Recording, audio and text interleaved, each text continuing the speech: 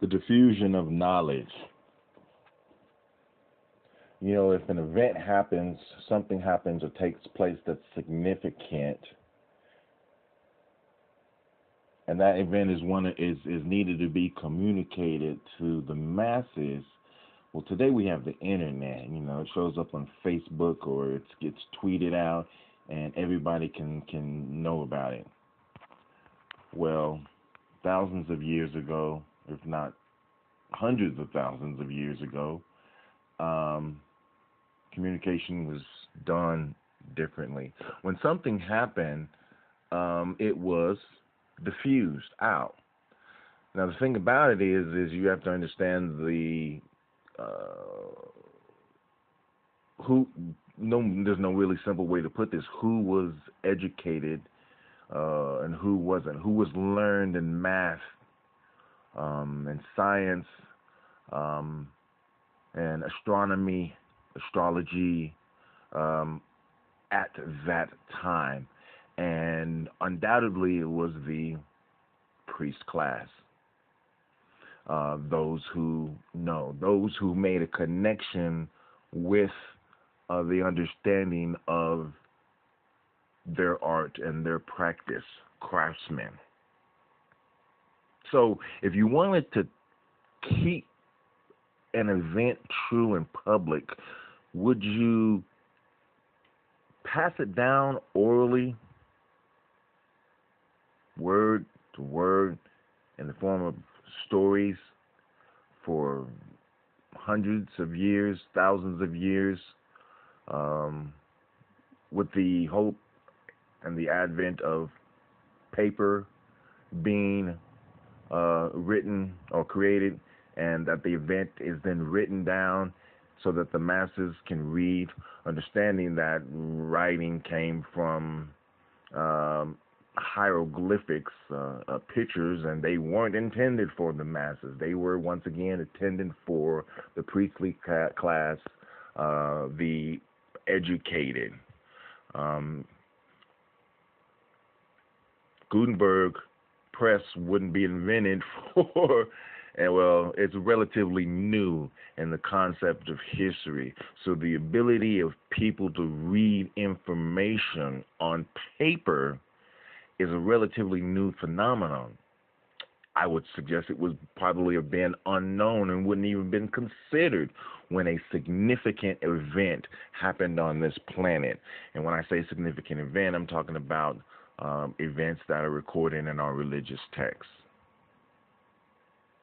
So if you wanted to preserve that, if you wanted to keep it, knowing that you will pass, those around you will pass, but you wanted this information to continue to exist so that those who come after would be able to have this knowledge, what would you use? Stone. And that's the thing that is just kind of irks me so much is that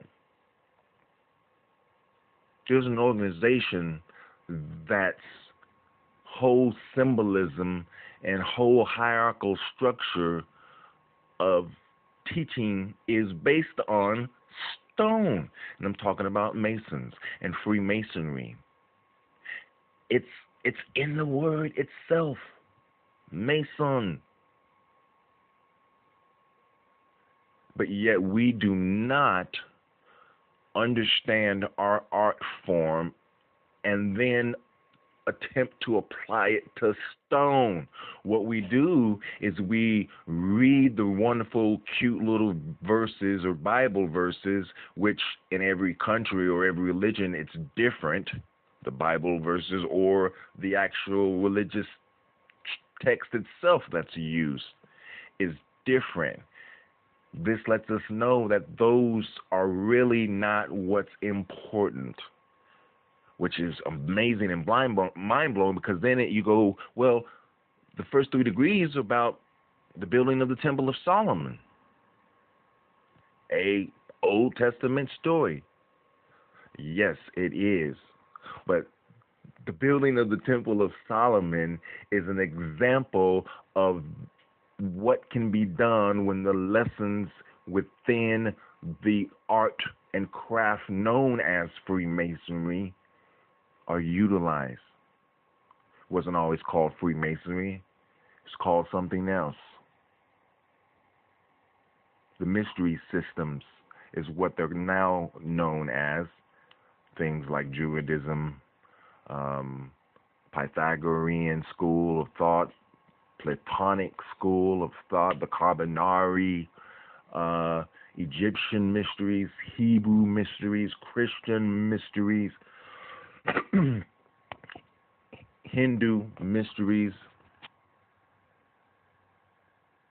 They're all the same in what they're teaching, but the examples that they use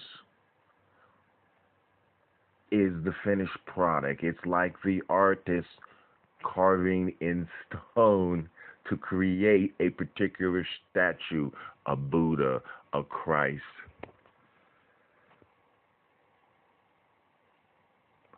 A Muhammad, a Kaaba.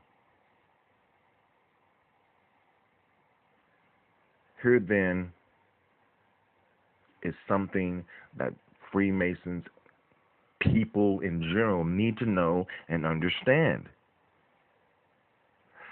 That there is information on this planet that will help us to reinvigorate our cultures, our societies, our planet. Because it's telling us some important things that if we have the ability to come to learn and understand en masse, that by itself will change the world. Not to mention what that information itself is specifically communicating to us. This then is the model, again, of Freemasonry, is that the learning of the art itself teaches you something, but then when you learn the art and you apply it, it enlightens you even further. Stone doesn't lie.